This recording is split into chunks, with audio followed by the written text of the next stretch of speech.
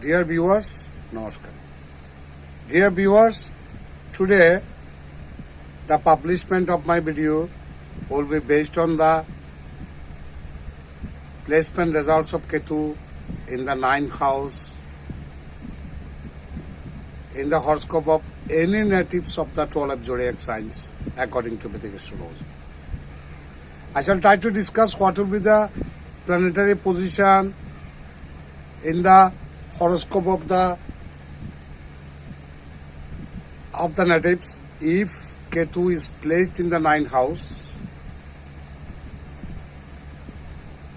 As we know, according to the Kalpurusha, there are 12 houses. If Ketu is placed in the ninth house, what will be the impact on the natives of any zodiac signs, 12 zodiac signs of the Vedic astrology? সুদর্শন মণ্ডলী, আমাদের বেদিক জ্যোতিষশাস্ত্রের 12টি রাশির মধ্যে যে কোনো রাশি বা লগ্নের জাতক জাতিকাদের জন্মকালীন সময় ডিউরিং বার্থ টাইম, জন্মকালীন সময় নবমভাবে যদি কেতু অবস্থান করে কি ফল হতে পারে সে সম্পর্কে আমি কিছু আলোচনা করার চেষ্টা করব। In a nutshell, please keep watching, please listen, please stay with me.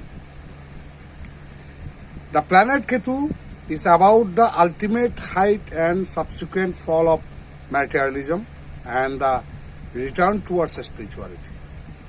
Ketu হলো এমন একটি গ্রহ যেটা মানুষকে বস্তুগত সুখ আহ্লাদ বা পার্থিব ভোগ লালসা, পার্থিব ভোগ সুখ থেকে সম্পূর্ণ ডিটাচ করে সরিয়ে নিয়ে এসে মানুষকে ট্রুলি বাস্তব একটা আধ্যাত্মিকতার পথে পরিচালিত করে এই Ketu. Ketu is also referred to as a half planet, the south or descending node of the moon.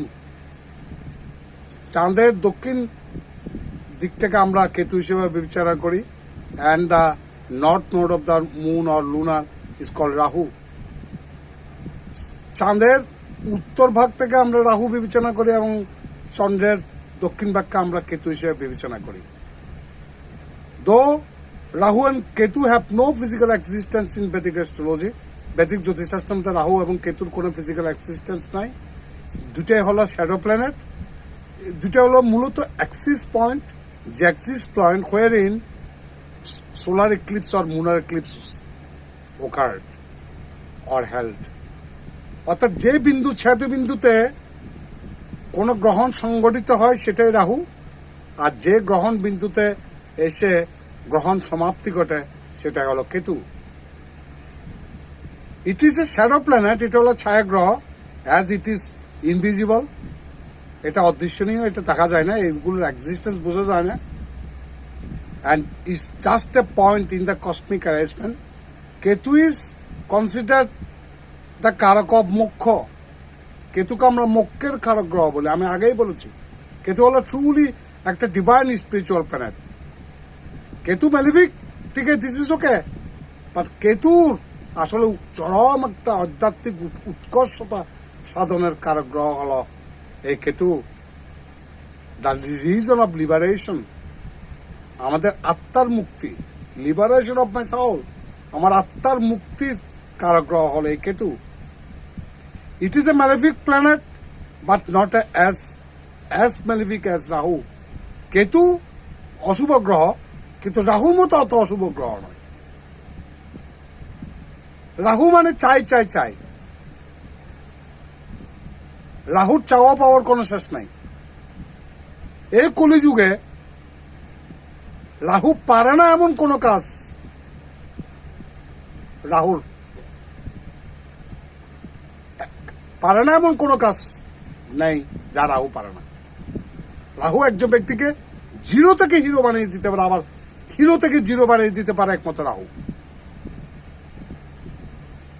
কুকর্ম করে, অসৎ পথে জোচ্চুরি করে, জোয়া সাপটা, মদ্যাসক্তি, খুন খারাপি, হেন কর্ম নেয় যা রাহু দ্বারা পরিচালিত হয় না। কাজে ইন কম্পারিজন টু রাহু, রাহুর তুলনায় কিন্তু অনেক ট্রুলি ডিভাইন স্পিরিচুয়াল একটা প্ল্যানেট, যেটি আমাদেরকে লিবারেশন অফ সাউলস, আমাদের আত্মার মুক্তির পথ দেখায়। It bestows the natives with various mishappenings in lives. কিন্তু মানুষের জীবনের মধ্যে, জাতক জাতিকার জীবনের মধ্যে বিভিন্ন মিসহ্যাপেনিং, অনেক অঘটন ঘটায়, with the intention to help us reach emancipations. As for the ninth house, November's bhav, ninth house relates to foreign travel, fortune, luck, meditation, spirituality, higher learning and pilgrimage. আমরা নবম ভাব থেকে কি বিচার করি? উই জাস্ট ফরেন ট্রাভেল, বিদেশ ভ্রমণ, Fortune ভাগ্য, মেডিটেশন ধ্যান, স্পিরিচুয়ালিটি আধ্যাত্মিকতা, রিলিজিয়ন ধর্ম, পিতা, হায়ার লার্নিং উচ্চতর পড়াশোনা, অ্যান্ড পিলগ্রিমেজ তীর্থযাত্রা, এগুলো আমরা নবম ভাব থেকে বিচার করি। When Ketu is positively located in the ninth house, Ketu যদি ইতিবাচকভাবে নবম ভাবে অবস্থিত থাকে, it makes the person spirituality inclined and religious. সে জাতক বা জাতিকার আধ্যাত্মিকতার প্রতি তাদের একটা ইনক্লিনেশন বা ঝোঁক থাকবেই। There are areas affected due to Ketu in the ninth house. নবম ভাবে কেতু অবস্থান করলে যে যে ক্ষেত্রগুলো প্রভাবান্বিত হতে পারে। নাম্বার 1, চ্যারিটি অ্যান্ড ফিলান্থ্রপি, দানশীলতা এবং উচ্চ মানবিক মূল্যবোধ। এরা ফিলান্থ্রপিক হতে পারে, মানবতাবাদী হতে পারে। নাম্বার 2, রাইটিং অ্যান্ড ক্রিয়েটিভিটি, লেখালেখি এবং সৃজনশীলতা। নাম্বার 3, অ্যাটিটিউড টুয়ার্ডস পিপল, মানুষের প্রতি তাদের দৃষ্টিভঙ্গি বা মনোভাব। নাম্বার 4, লয়ালিটি অ্যান্ড ফেথফুলনেস, মানুষের প্রতি আনুগত্য এবং বিশ্বাসযোগ্যতা। এই 4টি ক্ষেত্রকে প্রভাবান্বিত করবে এই কেতু যদি নবম ভাবে অবস্থিত হয়। Let's talk about the positive traits. If Ketu is placed positively in the horoscope, one's horoscope, যদি কেতু নবম ভাবের মধ্যে শুভভাবে অবস্থান করে, শুভভাবে বলতে যাচ্ছি যদি কেতুর সাথে অন্য কোনো অপোজিট প্ল্যানেট বা কেতুর বিরুদ্ধাপন্ন ভাবাপন্ন, শত্রুভাবাপন্ন এরকম কোনো গ্রহের সাথে যদি কোনো কনজাংশন না থাকে, বা শত্রুভাবাপন্ন কেতুর শত্রুভাবাপন্ন কোনো গ্রহের গৃহে অবস্থান না করে, বা কেতুর উপর যদি অন্য কোনো মেলিফিক প্ল্যানেটের কোনো ইম্প্যাক্ট অ্যাসপেক্ট না থাকে, দৃষ্টি না থাকে, তখন আমরা ধরে নিতে পারি কেতু শুভভাবে অবস্থান করে আছে। তাহলে যদি if Ketu is positively placed in the horoscope, যদি ইতিবাচকভাবে অবস্থান করে জন্মকালীন ডিউরিং বার্থ টাইম, তখন ইতিবাচক কি ফলাফল হতে পারে সে সম্পর্কে কিছু আলোচনা করা যাক। When Ketu is placed in the ninth house, Ketu যখন নবম ভাবে অবস্থান করবে, it may acquire some characteristics of Mercury, সেটা অনেকটা বুধের মতো কিছু বৈশিষ্ট্য ধারণ করবে Ketu. It may provide extra intelligence, জাতকের অত্যন্ত প্রখর বুদ্ধি থাকবে। দ্য ফ্লেয়ার ফর রাইটিং, লেখালেখির জন্য তাতে যথেষ্ট জ্ঞান প্রতিভা থাকবে। অ্যাসোসিয়েশন উইথ রিলিজিয়াস, ধর্মীয় কোনো প্রতিষ্ঠানের সাথে বা ধর্মীয় কোনো ব্যক্তিত্বের সাথে তাদের একটা সংযোগ থাকবে। সোশ্যাল অর চ্যারিটেবল অর্গানাইজেশনস, কোনো দাতব্য প্রতিষ্ঠানের সাথে তাদের যোগাযোগ থাকবে, তারা সেখানে দান করতে পারেন। Association with welfare bodies including orphanage, old age homes, child welfare shelters etcetera. যদি কেতু নবম ভাবে অবস্থান করে, সেই জাতক বা জাতিকা কোনো দাতব্য চিকিৎসালয়, দাতব্য প্রতিষ্ঠান, কোনো অরফেনেজ, কোনো এতিমখানা, অনাথ আশ্রম, ওল্ড এজ হোমস, বৃদ্ধাশ্রম এবং শিশু আশ্রম যেগুলো আছে সেগুলোর সাথে তাদের সংযোগ থাকবে, সেখানে তারা দান ধ্যান করতে পারেন। In other words, the natives may get more oriented towards helping others, particularly the weaker and the needy sections of the society. সমাজের মধ্যে যারা দুর্বল প্রকৃতির এবং যারা অত্যন্ত দীনদরিদ্র, ঋতুদরিদ্র মানুষদেরকে সাহায্য করার জন্য তারা সবসময় উদ্গ্রীব থাকেন, তারা সবসময় সাহায্যের হাত বাড়িয়ে দেন যদি নবম ভাবে কেতু ইতিবাচকভাবে অবস্থান করে। Besides, the presence of Ketu in the ninth house may create ghostwriters of speeches and books, besides other literature for the political leaders, prominent business tycoons, among others. তারা ব্যবসা নিয়ে, পলিটিক্যাল রাজনৈতিক নিয়ে, বিভিন্ন কিছু নিয়ে তারা লেখালেখি করতে পারে। However, it is unfortunate these ghostwriters are not paid that well for their wisdom and work. কিন্তু whatever they will write, তারা যা লাগবে সেটার জন্য তারা কোনো পারিশ্রমিক পাবে না। Some natives of Ketu in the ninth house may become victims of romantic advances by the opposite genders, who can be their near relatives and friends. নিকট আত্মীয় স্বজনের মধ্যে তাদের কোনো অপোজিট মেম্বারের সাথে, জেন্ডারের সাথে তাদের একটা অসম প্রেম ঘটে যেতে পারে। However, in all likelihood, these natives will rebuff the individuals who make these advances.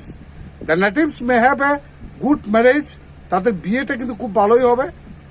In the scenario where Saturn or Venus are not associated with the ninth or third house, যদি শুক্র এবং শনি যদি নবম ভাবে বা তৃতীয় ভাবে অবস্থান না করে থাকে, the matters and there itself, তখন বিষয়টা সেখানে কিন্তু সুন্দরভাবে পরিসমাপ্তি ঘটবে।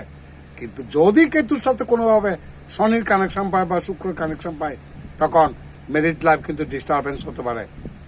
If Venus and or Saturn are associated with Ketu in the ninth house, যদি নবম ভাবে, আমি আগেই বলেছি, যদি নবম ভাবে কোনো কারণে কেতুর সাথে যদি শুক্র অথবা শনির কোনো সংযোগ থাকে, দৃষ্টিজনিত কারণ হোক বা সহ অবস্থান বা কনজাংশন বা যোগের সৃষ্টির মাধ্যমে কারণে যদি হয়, decline this advances may lead to blackmail or bring a bad name to the innocent individuals.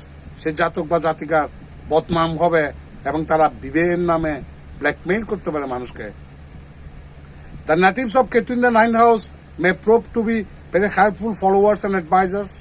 তারা তাদের অনুসারীদের প্রতি অত্যন্ত, অনুগতদের প্রতি তারা অত্যন্ত সদয় হবে থাকবে। They may get involved in politics, তারা রাজনীতির সাথে যুক্ত হতে পারে। He may strongly support certain political leaders, তারা দৃঢ়ভাবে কোনো সুনির্দিষ্ট কোনো নেতাকে, রাজনৈতিক নেতাকে তারা সমর্থন দিতে পারে। However, there is a possibility that these natives are misused by their politicians.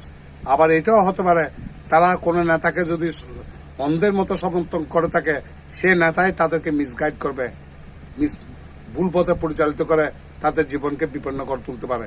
কাজে সে ব্যাপারে সাবধান হতে হবে। Negative traits, the natives of Ketu in the ninth house may suffer in the matters of inheritance. উত্তরাধিকার সম্পত্তি, পিতার সম্পত্তি পেতে বাধা সৃষ্টি করবে এই Ketu. They may not get the legitimate share from their father or ancestry or others are likely to usurp or encroach on their rights. তারা, আমি আগেই বলেছি, তারা পিতা পূর্বপুরুষের কোনো সম্পত্তি পাওয়া থেকে তারা অংশীদারিত্ব পাওয়া থেকে তারা বঞ্চিত হবে। They may be deceived by their siblings, ভাই বোনও তাদেরকে বঞ্চিত করতে পারে। They may even be tricked by distant relatives or by those who are not at all related to them. তাদেরকে আত্মীয় স্বজনেরাও কিন্তু প্রতারিত করতে পারে।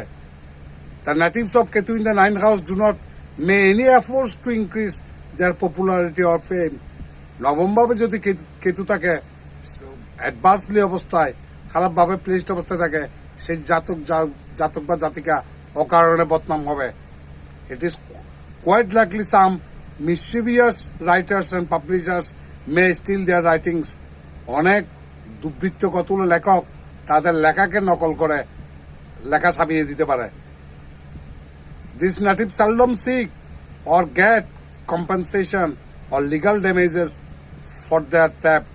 এই যে তাদের লেখা যে অনুকরণ করে আরেকজন যে লিখে দিচ্ছে, সেটার জন্য তারা কোনো কম্পেনসেশনের জন্য কোনো যদি লিগাল ইস্যু বা কোনো লিগাল লেজিটিমেট বা কোনো আইনি কোনো পদক্ষেপ নেই, তারা কিন্তু সেখান থেকে তারা আইনিভাবে কোনো সাপোর্ট পাবে না।